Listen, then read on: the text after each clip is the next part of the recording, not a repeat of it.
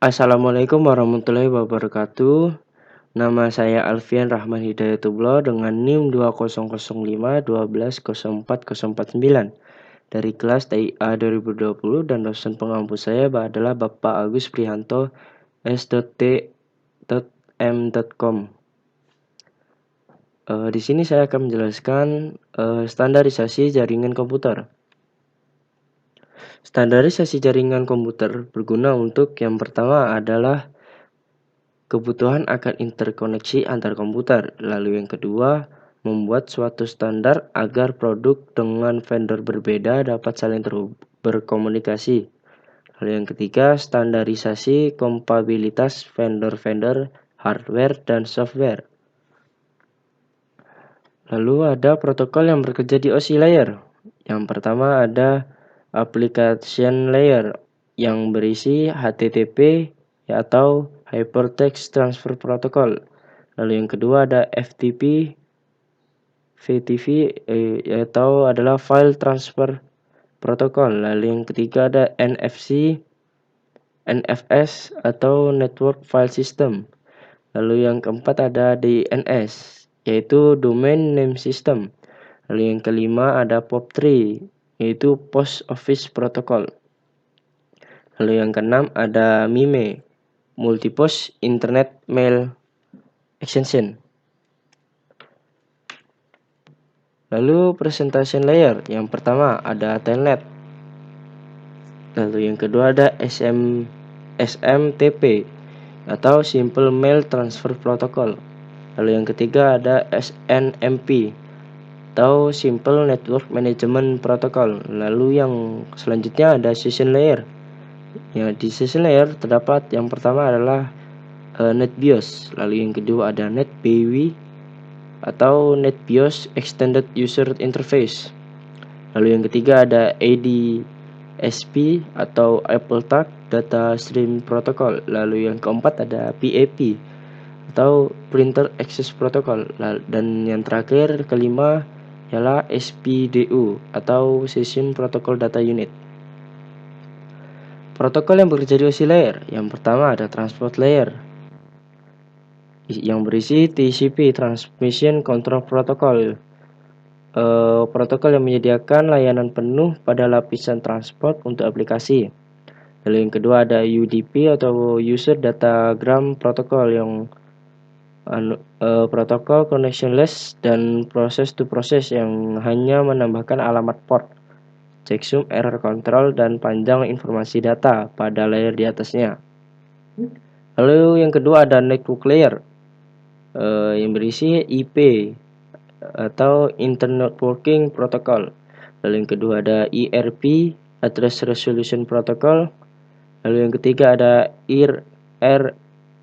RARP atau Reverse Address Resolution. Lalu yang keempat ada ICMP atau Internet Control Message Protocol. Dan yang terakhir kelima ada EGMP atau Internet Group Message Protocol. Dan lalu yang ketiga adalah data link layer yang berisi PPP atau kita boleh 3P.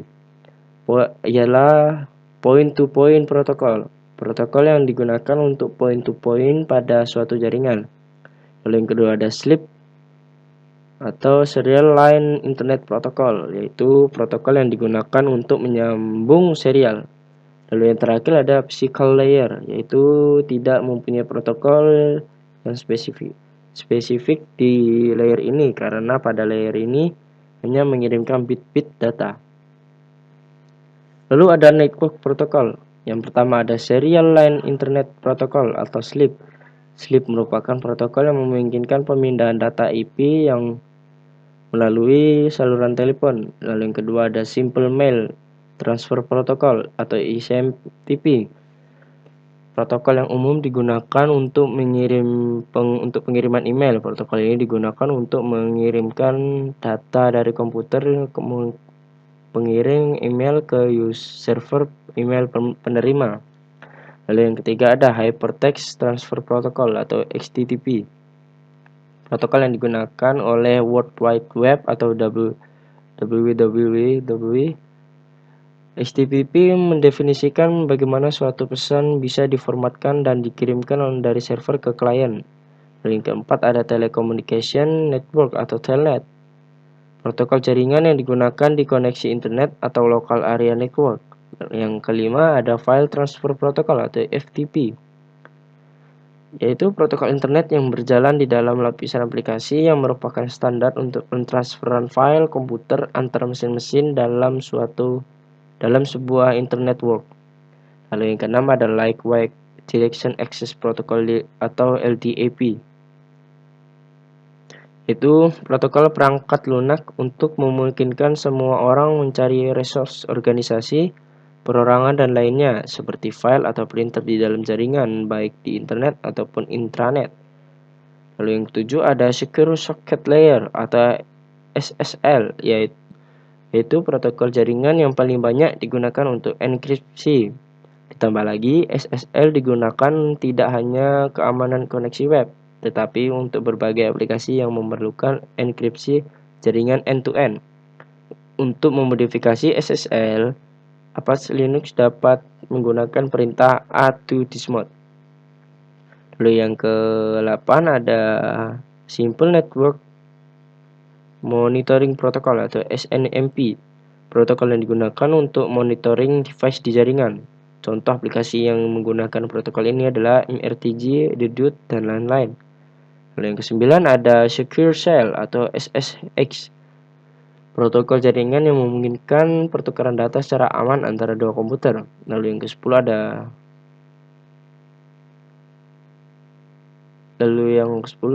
selanjutnya ada Post Office Protocol version 3 atau POP3.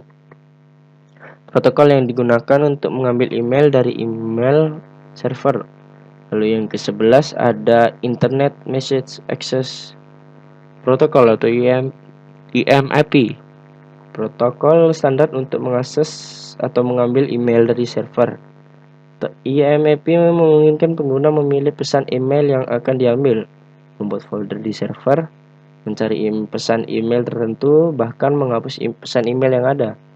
Lalu selanjutnya ada Internet Control Message Protocol atau ICMP. ICMP utamanya digunakan oleh sistem operasi komputer jaringan untuk mengirim pesan kesalahan yang menyatakan, sebagai contoh, bahwa komputer tujuan tidak bisa dijangkau. Lalu selanjutnya ada Point-to-Point Protocol. Protokol enkapsulasi paket jaringan yang banyak digunakan pada Wide Area Network atau WAN. Lalu selanjutnya ada Domain Name System atau DNS. Distributed Database System yang digunakan untuk pencarian nama komputer atau nama resolution. Name resolution di jaringan yang menggunakan TCP atau IP.